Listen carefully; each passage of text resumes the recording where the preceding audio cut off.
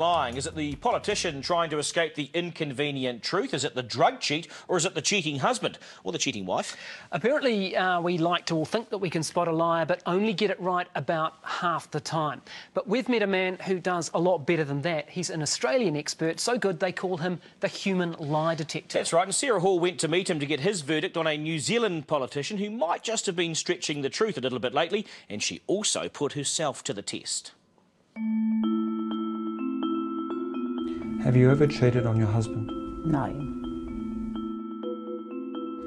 Have you ever lied to your husband about your spending? No. One of my answers is a blatant lie, which is probably a bit stupid when the man putting me in the hot seat is called Australia's Human Lie Detector. Have you ever lied to protect someone? Yes. Lying is a normal part of social conditioning. I mean, we lie for all sorts of reasons. We lie to impress people. We lie to get ahead. We lie to save face. We lie to potential partners. We lie for financial advantage. We lie because we don't want to create conflict and we want to maintain peace and harmony. Could you imagine if you told your boss what you really thought? Do you like your boss? Yes. Are some people better liars than others? Absolutely. Absolutely. Research shows women actually make better liars than men. Really? Why is that? A number of reasons. More fluent with language at a younger age, less hesitancy or pauses during the delivery of a deception. Women will often lie to make somebody else feel better about themselves, whereas men will lie to make themselves look better. I did not have sexual relations with that woman. It can't be any clearer than I've never taken drugs. Throughout history, we've seen some world-class liars who have not told the truth until they've been well and truly busted. Hi, Sarah. And that's where Stephen Van Aperen comes in. He's a former detective who is considered a world expert on detecting deception. So, could I pass the test? Could I lie successfully to Steve? Do you think you're a good liar? I think I'm probably okay. I don't know. I actually don't know. Okay, well, let's test it. What I'm going to get you to do is concoct a story where basically you're just making it up as you go. So what I want you to do is tell me everything you did today from the time you woke up to the time you got here. Okay, so I woke up at about 7:30 and I thought I'd go for a nice walk to go and find a good cafe, and I kind of went one of those little side streets, you know, those cute little side streets they have here in Melbourne, and found a really nice cafe. What was the name of the place? Oh, I have no idea actually. Describe it. It was a big airy room with white blonded floorboards. One side was red wall with mirrors on the other wall. Clearly, an epic fail. You made comments like, I kind of went. Now, you either did go somewhere or you didn't. You don't kind of go somewhere. You impregnated the conversation with many more arms, and that's normal because you're actually processing information. You want to think of what to say next. So, nothing personal, but you're a terrible liar. Thank you very much. I think that's a compliment. Well, that was just a bit of fun. Stephen Van Aperen's work is usually a lot more serious. If you don't ask the right questions, you allow a deceptive person wiggle room. Don't allow that to occur at all. He trains people in how to detect lies and is used by police departments around the world who call him in to review police interviews to see who's lying and who is telling the truth. Usually truthful people will not only recall the events and tell you what happened, they'll also tell you their emotions that they experienced at the time. So I'm looking for the emotions to be in the right place. Case in point, Diana Downs. The American mother of 3 shot her 3 children in the 1980s, then told police a stranger had done it. But at night, when I close my eyes, I can see Christy reaching her hand out to me while I'm driving, and the blood just keep coming out of her mouth. And that, maybe it'll fade too with time, but I don't think so. That haunts me the most.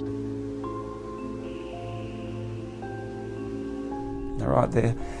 If you've had your mother had her child, I wouldn't expect a smile because there's emotions that are completely out of kilter. I'll tell you this, I think... Here's baseball player Alex Rodriguez lying to 60 Minutes about using performance-enhancing drugs. For the record, have you ever used steroids? human growth hormone or any other performance-enhancing substance? No. Okay, right there. Conflict, he says no. Right. He's actually nodded his head in the affirmative. Then there's the evasion technique. Was there a discussion about doping in any way with Mr. Short? The only aspect that is true is that he was on the team. He didn't answer that question. He just totally sidestepped it. Was there any conversation about it? And he just sidestepped it completely, didn't answer it. What about this strongly worded denial by now confessed drug cheat, Marion Jones? Let's all review the facts. I have never, ever failed a drug test. Okay, just there. Marion Jones is very direct, very direct. I have never ever failed a drug test. That's quite a honest and truthful statement, because the issue is not whether or not she's failed a drug test or how many drug tests she passed. The issue is, has she used any performance-enhancing drugs or during the 2000 Olympics? She's not addressing that issue. She's only stating what we already know. Right. What about this one? Yeah, the colours really suit. Yeah? While most people don't need to lie about drugs and sport, we all fib on average 15 times a day. So you'd think we'd be pretty practiced at knowing when someone is lying to us. Not so. Apparently we only pick up lies 50% of the time. So who makes the best liar? Well, interestingly enough, a lot of people think politicians. That's, in my experience, that's not the case. Usually politicians lie by omission rather than commission, so they just don't disclose information. They're very, very mindful that at any moment they could be tripped up, and you do not want to mislead the public if you're a politician. No, excuse me, Mr. Banks. So what does Steve make of this interview with John Banks when he was accused of knowingly accepting a $50,000 donation from Kim.com? Yeah, but I wouldn't ring someone to thank them for an anonymous donation. So I have a major problem with that right there. When he says, I wouldn't, that falls far short of saying I didn't. So he's actually sidestepping the issue. So technically, he can rationalise or minimise or justify to himself that he wouldn't do it, but it falls far short of saying I didn't. So I don't see a denial there. We have an email from Mr.com thanking you for ringing to thank him. I doubt it very much. I wouldn't ring an anonymous donator to thank them for an anonymous donation. And once again, he keeps falling back on I wouldn't do this, I wouldn't do that, but still he's been given heaps of opportunity, but he's still not denying it. So he's never saying, I didn't do it. He tells us you did ring him the next day. He is a big personality, and he can say anything. I wouldn't ring someone to thank them for an anonymous donation.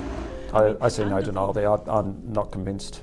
I think there is. And when the going gets tough, Banks employs a standard tactic, attacking the messenger. Don't be silly. Don't be silly. Don't be silly. The same tactic is used here by an American politician denying he'd sent a semi-naked picture of himself to one of his Twitter followers. Answer the question. Was it from you or not? Permit me. Do you guys want me to finish my answer? That'd be reasonable. You do the questions, I do the answers, and this jackass interrupts me. How about that as the new rule of the game?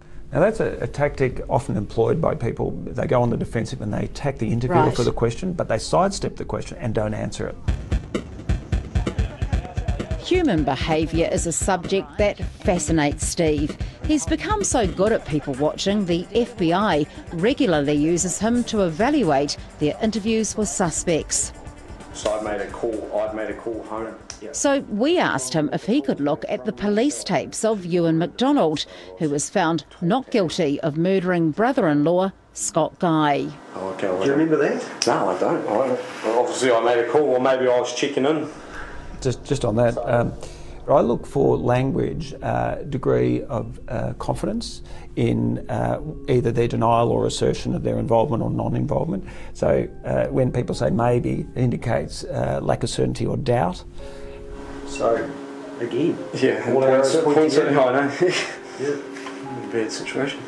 Yeah, but I had nothing to do with it. No, just right there. He actually said I had nothing to do with it. He's actually nodding his head in the affirmative.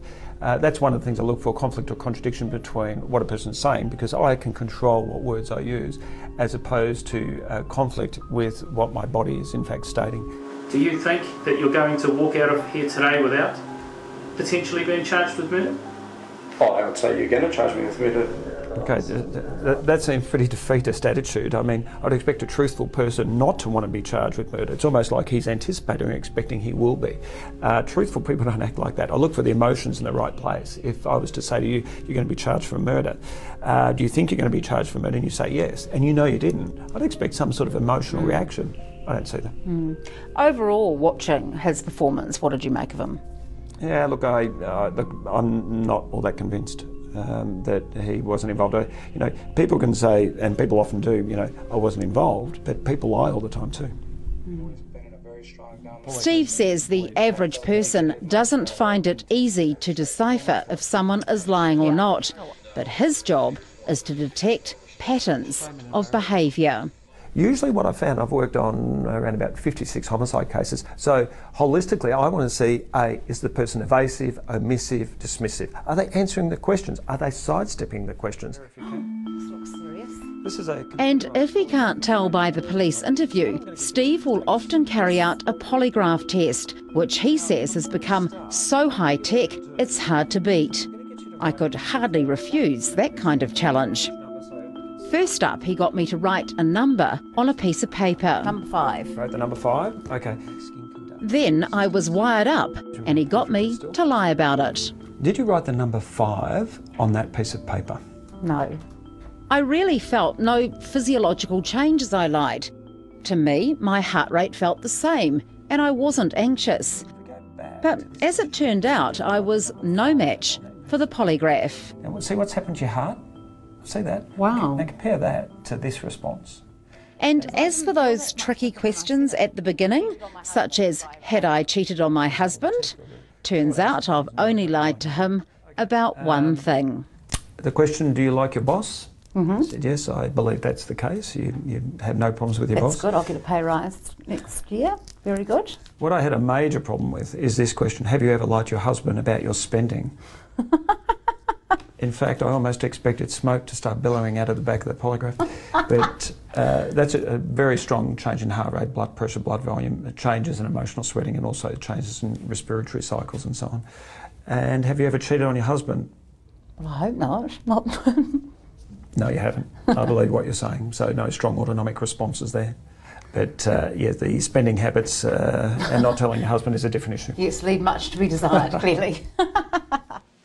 So Sarah Hall comes out of that as a pretty honest person, but John Banks, do you think he was telling the truth? Oh, well, I think it's quite obvious that he wasn't. He was caught out there. But, I mean, it's quite a credibility issue for John Banks, isn't it? I mean, this is a guy who can't remember jumping on a chopper, heading to a mansion and having lunch with a 200-kilogram German. I reckon most New Zealanders would remember that. Maybe you didn't need a human lie detector to tell you that, but tell you what, if he ever needs a job, I think he would be well suited for the New Zealand Parliament. Might be a bit of work for him there.